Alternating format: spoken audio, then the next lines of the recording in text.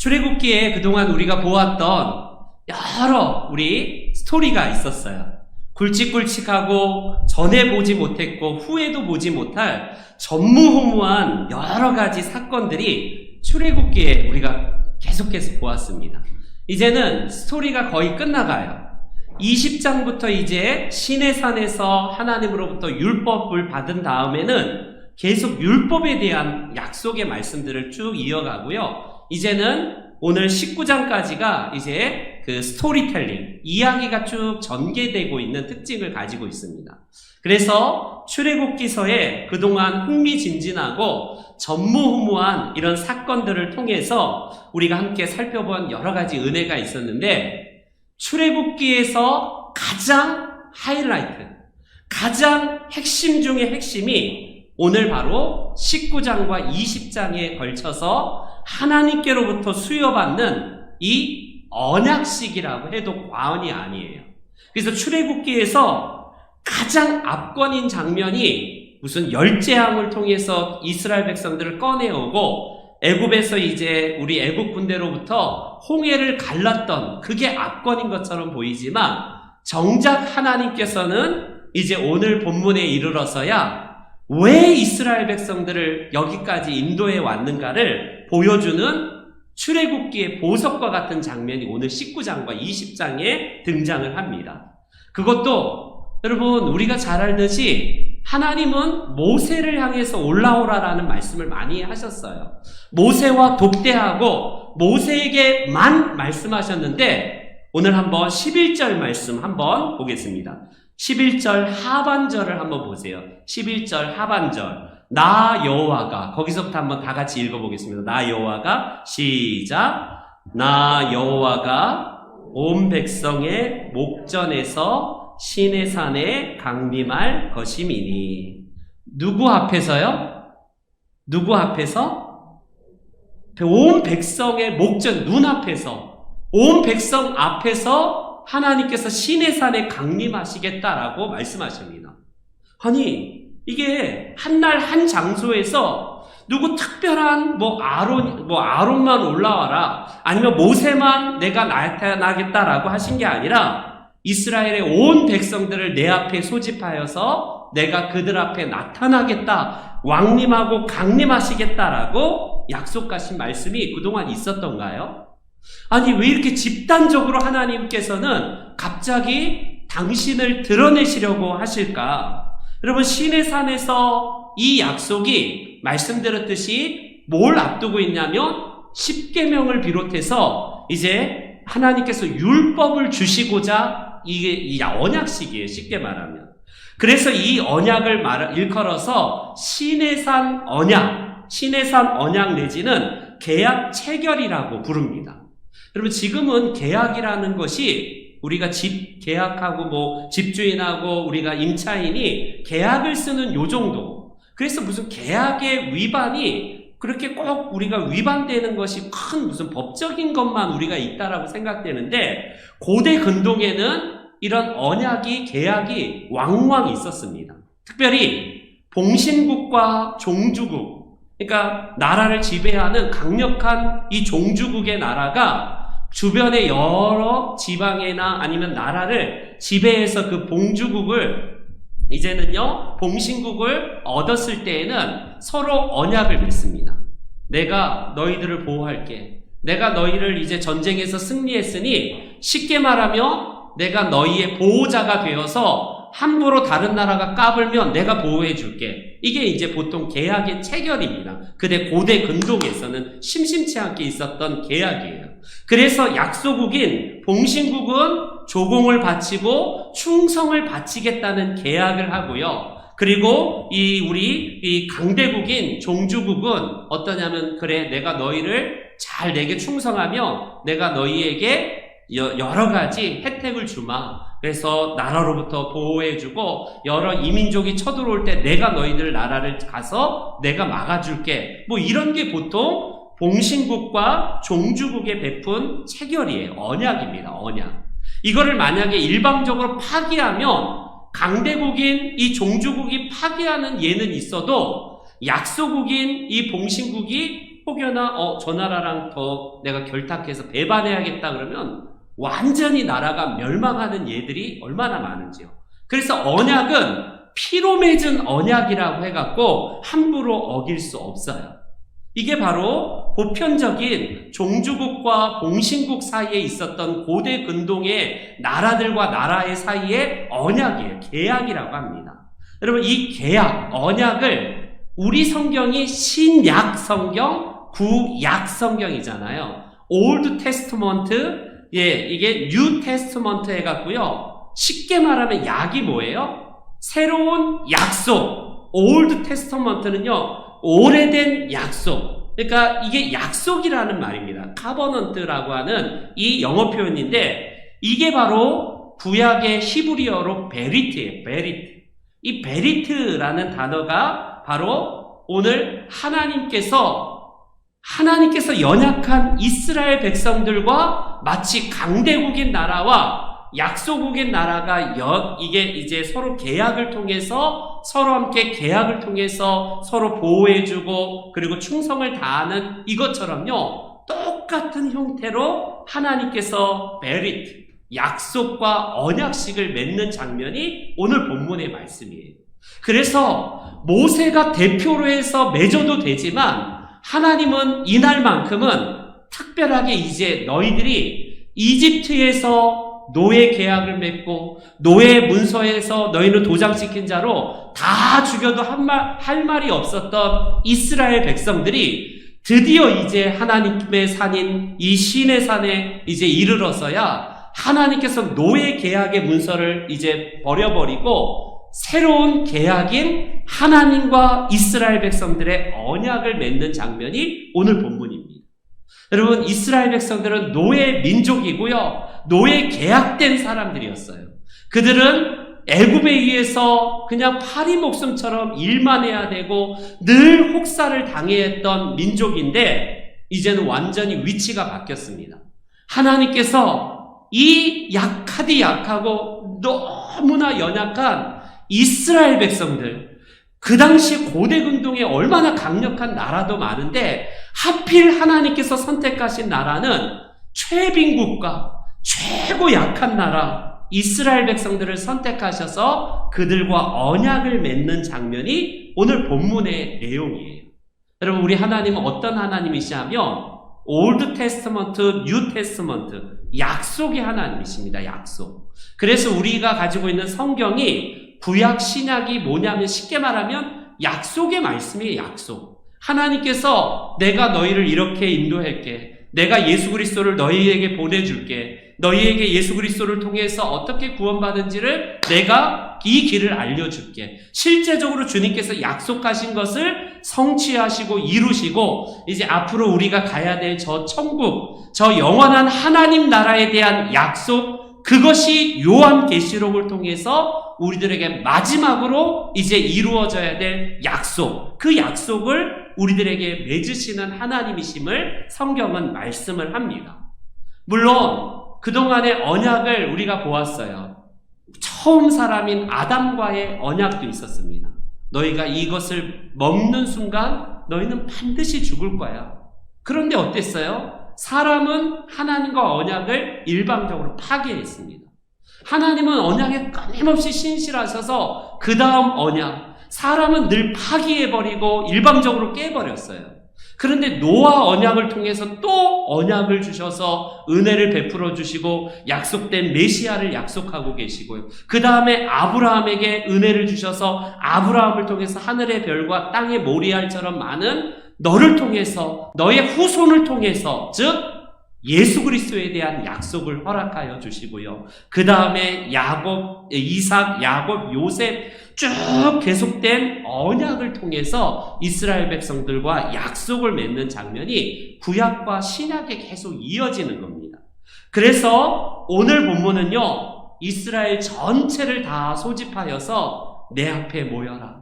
내가 너희 앞에 강림하겠다라고 하면서 마치 강대국이 약소국인 나라를 향해서 내가 너희를 향해서 지켜줄게. 어떠한 일이 있어도 이 약속을 파기하지 않고 내가 너희를 지켜줄게. 그렇게 한 것과 같은 유사한 약속을 하나님께서는요, 이스라엘 백성들을 향해서 언약을 맺고 있는 장면입니다.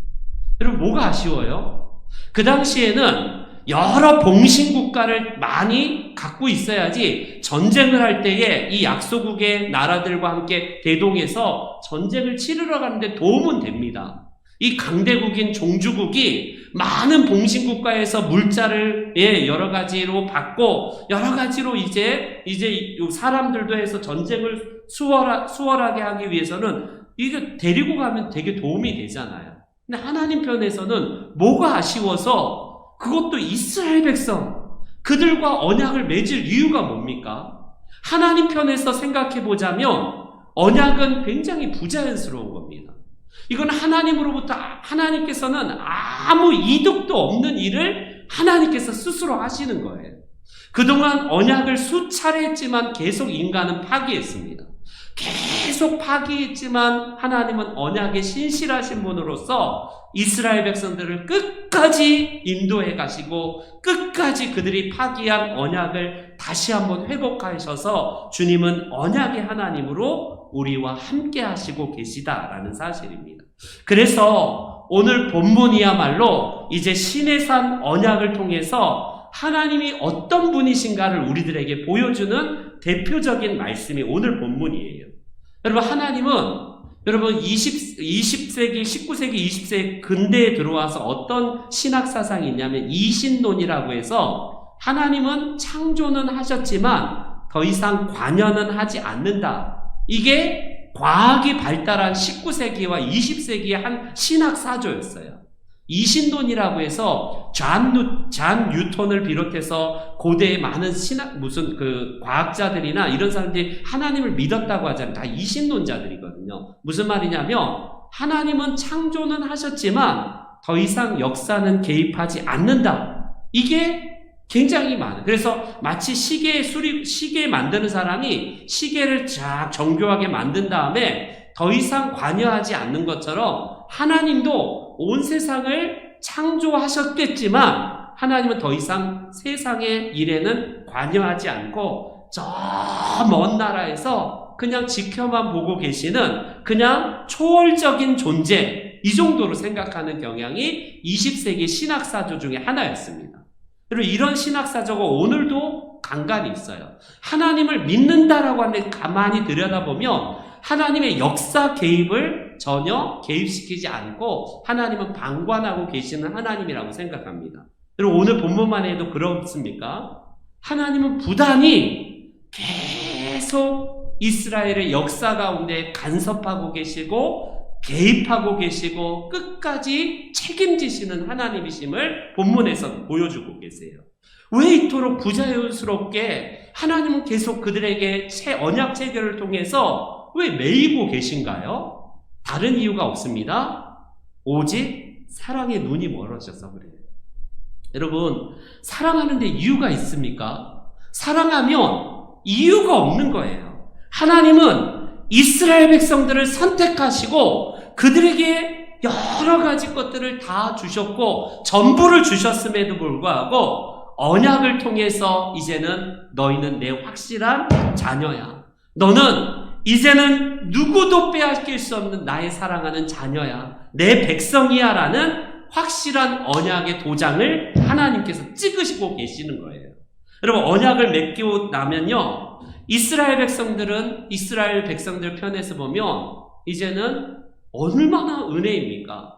내가 뭔가 하지도 않았는데 하나님께서 스스로 보호하시겠다 그러고 약속의 자녀 삼아주시고 제사장 나라가 되게 하시고 그의 정말 백성이 되게 하셨다라는 사실을 말씀하고 계시는 거예요. 여러분, 부모 입장에서 자녀를 턱 낳으면요, 자녀가 나면 저희 집사람도 그러더라고. 처음에는 막 이게 짐이 돼서 아이가 막 짐이 돼서 굉장히 처음에는 부담됐다라고 하는데 그 다음에는 이 아이가 내 일부가 아니라 전부이기 때문에 때로는 이 아이에게 시간이 뺏기고 여러 가지 부담스러운 게 많지만 부담이 아니에요. 그것이 전부를 다 줘도 내 삶의 전부이기 때문에 이거는 아까운 게 없는 게 자녀와 부모의 관계가 아니겠습니까? 하나님은 그겁니다. 하나님께서 언약을 체결하면서 뭘 바라시겠어요? 아무것도 바라시는 게 없습니다. 하나님 입장에서는 끝까지 부모로서 하나님께서는 우리를 살리시기 위해서 아들 예수 그리스도를 주시기까지 사랑하신 사랑이에요. 그래서 사랑하면 다 희생하는 거 이거 아깝지 않지 않습니까? 당신의 목숨 전부를 내놓으셔서 사랑하신 그 사랑이 오늘 언약에서 나타나고 있다라는 사실입니다. 여러분, 예수님 믿는다는 것은 쉽게 말하면 하나님의 언약 안에 우리가 들어갔다라는 말이에요. 쉽게 말하면. 그래서 이거는 결혼과 같습니다. 결혼할 때에 솔로로 있을 때는 자기 마음대로 그냥 살아도 돼요. 그러나 남남인 이 서로 간의 남남인 사람들이 서로 만나서 결혼을 하면 이거는 유기적이고 긴밀한 관계고 둘도 아닌 하나의 몸이 됩니다. 이게 성경적인 말씀 아니에요? 그래서 언약을 통해서 둘이 아니라 너희는 하나다라고 우리 하나님께서 결혼제도를 창설하신 분으로서 그렇게 말씀하신 것처럼요. 하나님도 언약을 통해서 너와 나는 남남이 아니야. 너는 내가 너의 아버지가 되고 너는 내 자녀가 될 거야. 이게 바로 하나님께서 우리에게 맺은 언약이라고 할 수 있습니다. 하나님은 기꺼이 매여서 부자연스러울 수도 있지만 부자연스러운 것을 부담이나 부자연스럽다고 하지 아니하고 하나님은 기쁨으로 우리와 언약을 맺으시는 하나님이시다라고 할 수 있습니다. 그러면 야호 언약이 맺어졌으니까 나는 이제 마음대로 살아도 되겠구나. 그러지 않는다는 거예요. 이건 구원파로 흘러가면 곤란합니다. 그래서 하나님께서는 노예 민족이었을 때에 그냥 살아갔던 그 방식이 아니라 서로 언약이 있다면 언약의 말씀인 율법을 주시는 거예요. 너희와 내가 함께 지켜야 될 언약이 이거야 라고 하나님께서 언약을 통해서 나는 너희의 하나님이 되고 너는 나의 백성이 될 거야 라고 하면서 그래서 너는 백성으로서 이러한 것들을 지켜야 돼. 그리고 나는 너희를 이렇게 해줄 책임이 있는 하나님이야 라고 하면서 마치 종주국과 봉신국가가 서로 계약에 사인을 하는 것처럼 이스라엘 백성, 즉 오늘날 우리와 하나님도 여전히 언약을 맺고 계시다라는 사실입니다. 그래서 오늘 본문에는요, 이스라엘 백성들을 모아놓고 하나님께서 강림하시고 왕림하시는데 그때의 모습이 사뭇 굉장한 모습이에요. 우리 읽지는 않았지만 18절, 19절 한번 읽어볼까요? 18절과 19절 한번 읽어보겠습니다. 시작.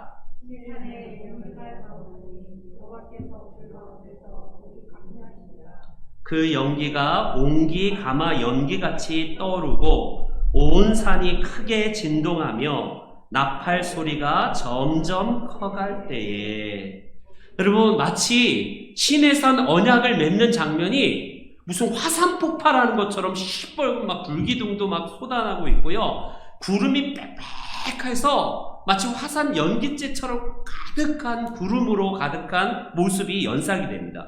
그리고 온 산이 진동하면서 큰 소리가 나요. 하나님께서는 언약을 할 때에 그 음성을 듣는 것이 얼마나 두려웠던지 이제 다음에 보겠지만 십계명 받을 때에 모세에게 이스라엘 백성들이 이렇게 청합니다. 모세에게 이르되 당신이 우리에게 말씀하시고 우리가 그러면 듣겠습니다. 우리에게 직접 하나님이 말씀하지 말게 하소서. 우리가 죽을까 하나이다. 얼마나 하나님께서 강림하시고 왕림하신 이 모습이 얼마나 어미로우시고 두려운 장면이었던지 이스라엘 백성들이 두려움으로 인해서 그 장면을 보고 하나님의 말씀을 우리가 듣기보다는 당신이 듣고 우리에게 전달해 달라고 할 정도로 굉장히 위험 있고 두려운 장면을 본문은 보여주고 있어요. 그렇기 때문에 여러분 율법을 어떻게 봐야 되는가?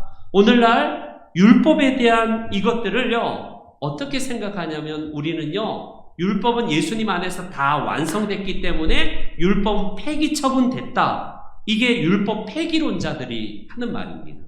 소위 말하는 은혜를 강조하면요 하나님의 전적인 은혜를 통해서 우리가 구원받았고 예수님이 십자가를 통해서 율법을 완전히 다 이루셨기 때문에 이제는 율법 사용하라. 율법은 필요 없어. 우리는 오직 예수 그리스도의 은혜만 붙들면 돼. 이런 생각이 율법 폐기론자들로 가는 거예요. 과연 그럴까? 여러분, 율법에는 물론 두려움의 장면이 있기 때문에 하나님께서는요, 이 말씀을 지키지 않으면 저주가 있고 화가 있고 뭐 여러 가지 죽임을 당한다라는 말씀도 있습니다.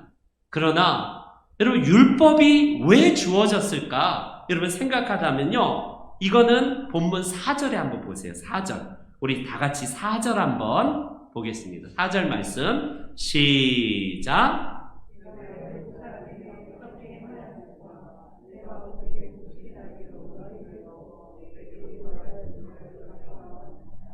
여러분, 율법이 주어지기 전에 하나님은 은혜가 먼저 있었다는 사실을 강조하고 계세요.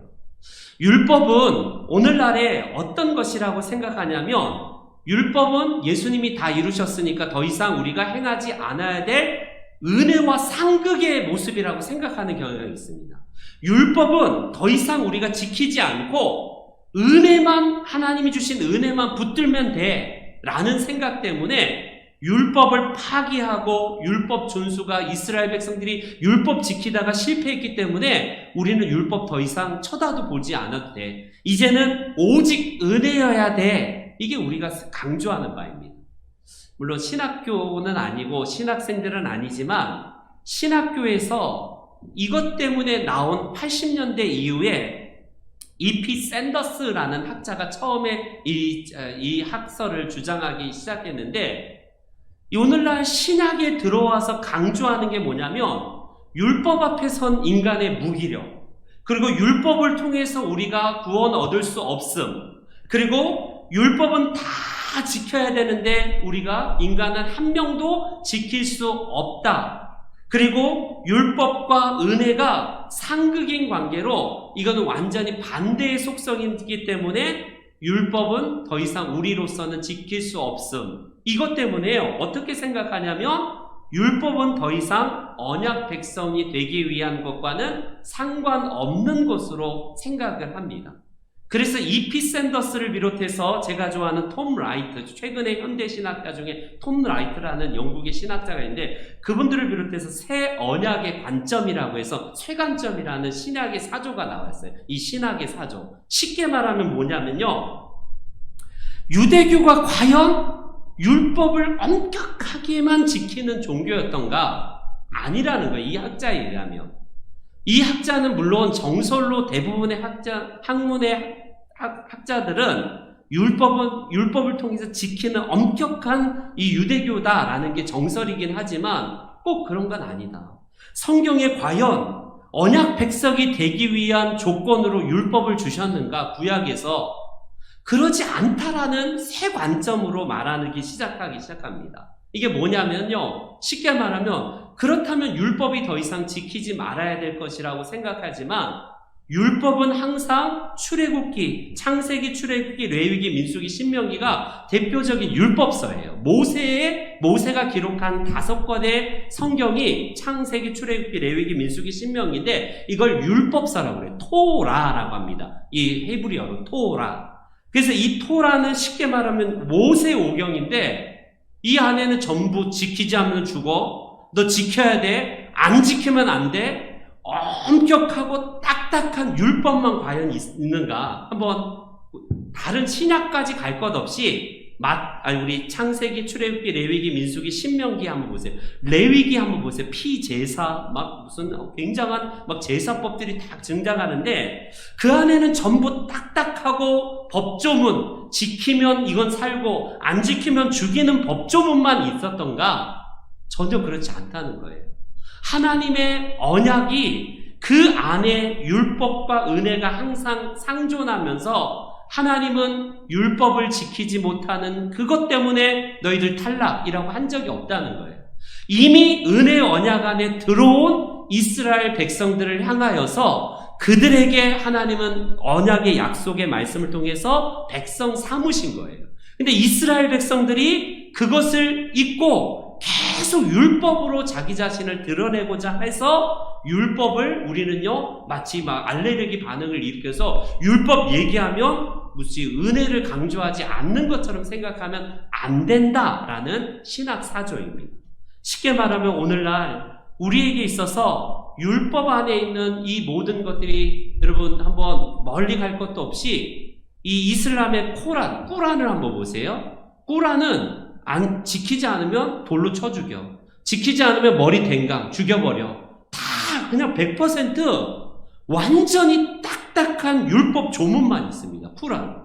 그래서 그들은요 지키지 않으면 굉장히 엄격하잖아요. 이슬람교 보세요. 한 마을에 만약에 배반하면 다 그냥 돌에 쳐 죽이고 막 머리 날려버리고 그런 게 왜 그러냐면 그 코란에는요 은혜가 없어요.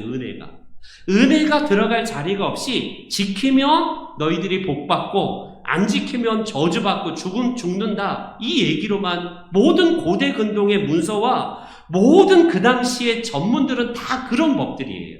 이게 바로 보통적인 율법서들이 하는 기능들인데 유일하게 성경만 은혜가 강조되고 있어요. 창세기에도 은혜가 있고요, 율법이 있고, 레위기에도 은혜가 있고 율법이 있고요, 신명기에도 마찬가지고, 민수기에도 마찬가지고요, 다 마찬가지. 출애굽기도 마찬가지입니다.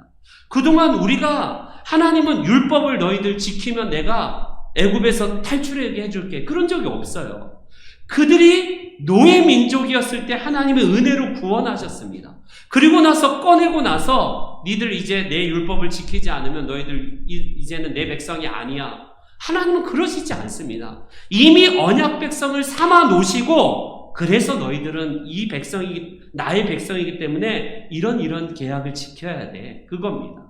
여러분 우리나라에 가끔씩 간첩들이 이제 귀순을 하거나 그러면요 너희들 하는 거 봐서 내가 너희들 이 나라 이제 우리나라 시민권 줄게 이렇습니까? 이미 그들이요 이 나라 자유 대한민국 귀순해 왔을 때에 물론 여러 가지 사상 검증도 있지만 앞으로 대한민국의 우리 시민이 되었으니까 대한민국 시민으로서 지켜야 될 법은 이겁니다. 북한에는 이런 법들에 여러분들이 저촉이 되고 적용이 됐지만 대한민국은 도로는 어떻게 건너야 되고 어떤 의무를 져야 되고 이런 법들을 지키는 것들이 필요하지 않습니까? 그거 안 지키면요 벌점이 되고 심지어 그 법에 저촉되면 때로는 사형까지 이를 수도 있는 것이 법의 율법입니다. 그러나 이미 대한민국의 그 무한한 은혜와 자비로서 북한에 있던 사람들, 예를 들어서 옛날에 마유미 같은 사람들에게 사면을 해주고 그들에게 자유 대한민국의 법들을 지켜갈 수 있도록 앞으로 그렇게 살아라 라는 게 이 나라 법이지 않습니까? 마찬가지예요. 하나님도 율법은 무조건 정죄하고 율법은 우리가 못 지키기 때문에 쳐다도 안 봐야 되는 게 아닙니다. 그래서 구약의 시편을 보세요. 시편은요 율법이 딱딱하고 율법이 막 두렵고 율법을 멀어가 하는 게 아니라 처음부터 피자마자 시편 1편에는요 복 있는 사람은 여호와의 율법을 즐거워하여 그의 율법을 주야로 묵상하는 도다. 이 시편 119편에 여호와의 율법이 송이꿀보다 더 달도다 이런 고백을 하는 거예요.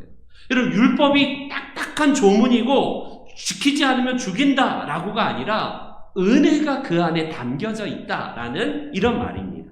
그래서 율법은요 하나님께서 우리를 정죄하고 얼거매고 구속하기 위한 방편이 아니라 이미 하나님의 백성으로서 살아가야 돼 너희들의 가장 행복한 지침서 그거예요.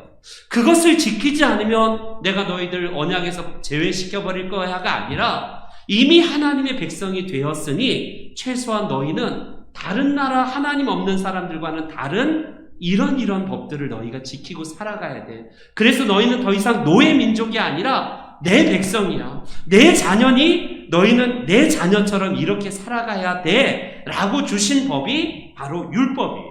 그래서 율법을 우리는 꼭 나쁘고 얼거매고 무거운 것으로 생각할 게 아니라 율법은 축복이다 라는 사실입니다. 오늘 본문 다시 5절 한번 보세요. 5절 하반절 보겠습니다. 5절 하반절과 6절 제가 한번 상반절까지 읽어볼게요. 너희는 모든 민족 중에서 내 소유가 되겠고 너희가 내게 대하여 뭐가 되면요? 제사장 나라가 되며 뭐가 되겠다고요? 거룩한 백성이 되리라. 여러분, 율법이 우리들에게 주어졌을 때에 하나님은요, 제사장 나라가 되고 그리고 거룩한 백성이 되겠다라는 말씀을 주십니다. 이걸 쉽게 말하면 선민사상이라고 그래요. 선민사상. 여러분, 이스라엘 아이들이 IQ가 똑똑해서 세계에서 그렇게 무슨 대단한 그런 노벨상들을 받을까요? 학자들이 연구했다잖아요. 유대인들이 왜 저렇게 똑똑하고 왜 이렇게 저렇게 상을 많이 받을까? 보니까요, 유대인들의 지능이 한국인보다 더 낮아요. 유대인들은 그냥 평범한 IQ를 갖고 있습니다. 참 독특한 나라예요. 우리나라 이 인천 시민도밖에 안 되는 적은 그 나라 인구인데도 세계를 막 점령하는 그런 석학들이 나오는 게 왜 그럴까? 그들이 IQ가 높거나 개인의 능력이 뛰어나기보다는 그들이 뭐냐면요, 강한 자긍심입니다. 우리는 하나님의 선민이야. 이게 그들의 나라의 정체성뿐만 아니라 개인의 정체성을 만들어가는 강한 자긍심이 그 하나님이 우리를 선택했다니까 애들이 뒤집어지는 거예요.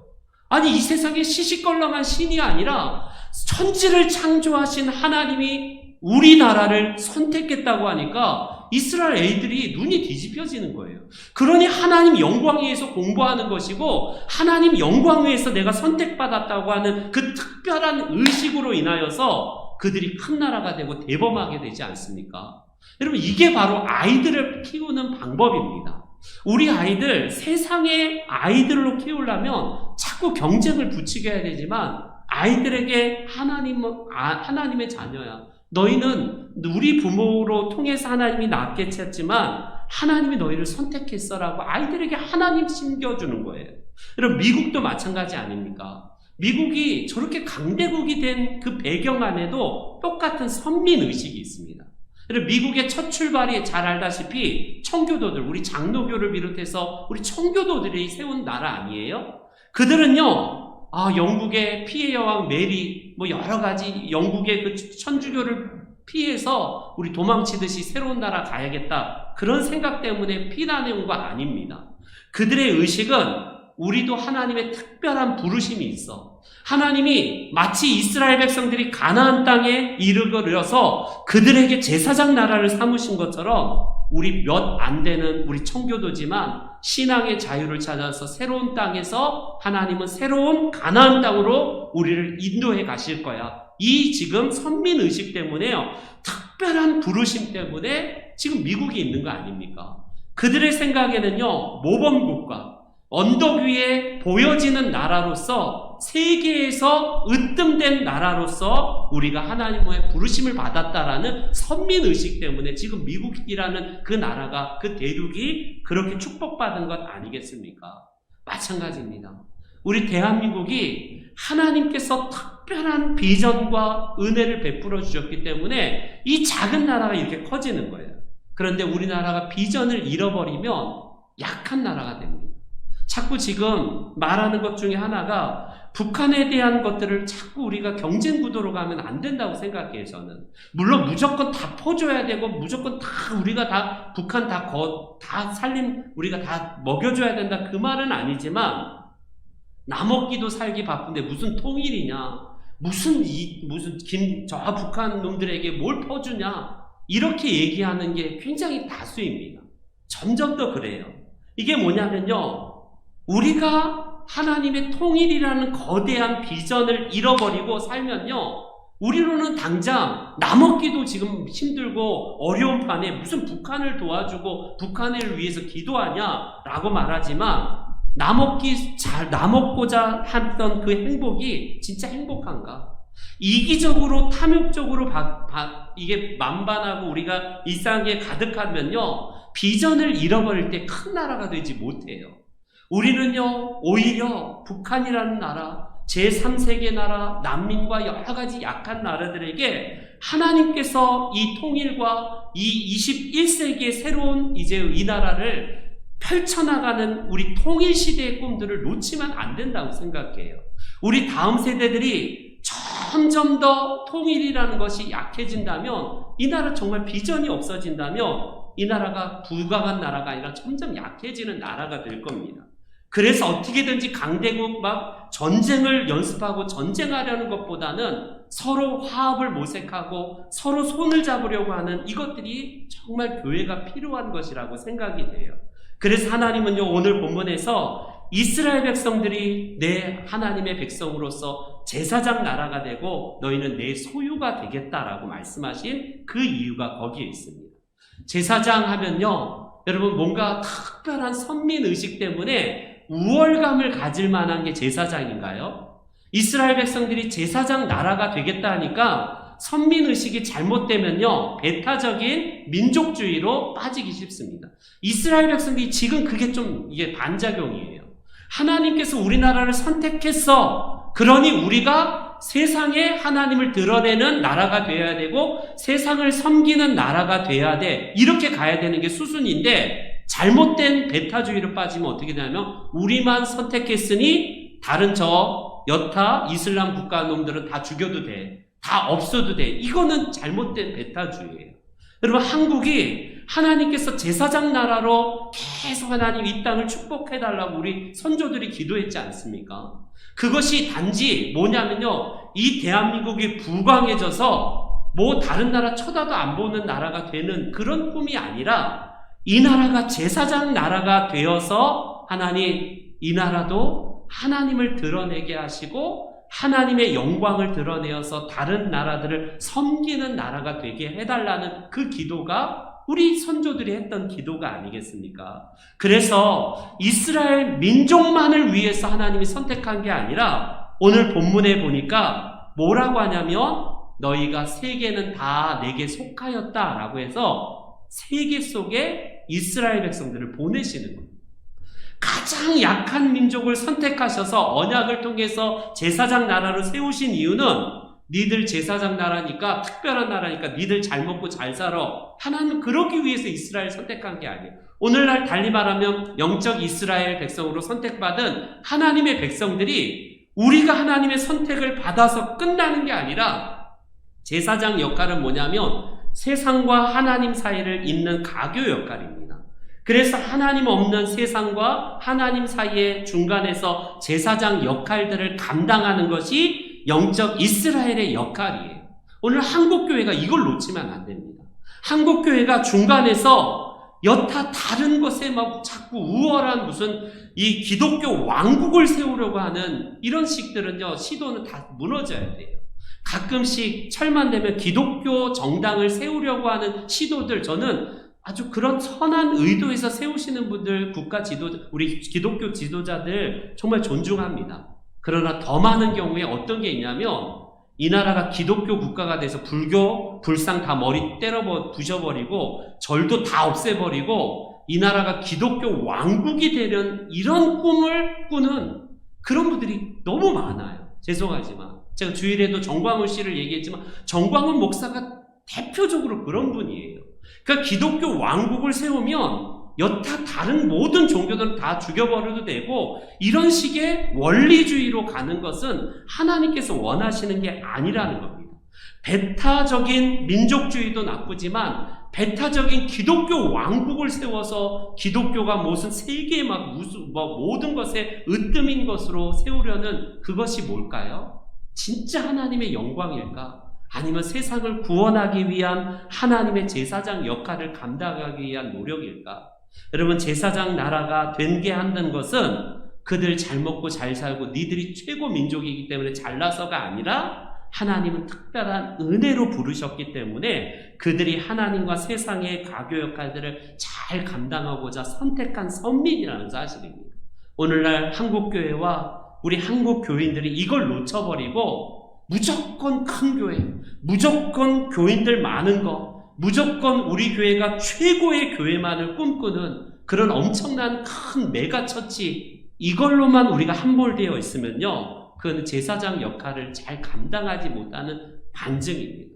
어찌 보면 기독교 왕국을 이 땅에서 세우려고 하는 인간의 욕심이 투영된 것이라고 할 수 있어요. 그렇기 때문에 우리가 하나님의 덕을 선전하는 우리가 하나님의 제사장이라고 베드로 사도는 말하고 있지 않습니까? 오늘 저와 여러분들이 기도해야 될 기도는 다른 게 아니라 오늘 말씀과 같이 하나님께서 언약을 통해서 제사장 나라가 되게 하고 제사장 나라가 되어서 세상을 섬기는 데 목적이 있는 것입니다. 바라기는 우리 교회가 비록 작지만 이런 역할들을 감당하는 복된 교회가 되길 원하고요. 우리 성도님들 한 분 한 분도 세상을 잃어버린 하나님의 그 사람들에게 주님의 마음으로 제사장의 역할들을 감당하는 게 우리 성도님들의 사명입니다. 가깝게는 우리 가족, 우리 지인들, 아직 예수 없이 살아가는 소망 없는 사람들에게 예수 그리스도를 보여주는 살아있는 이스라엘 백성, 그게 바로 우리들의 사명입니다. 우리 하나님께서 그런 기도를 응답하시는 우리 대한민국과 우리 교회와 우리 성도님들 되시기를 주님의 이름으로 축원합니다. 아멘.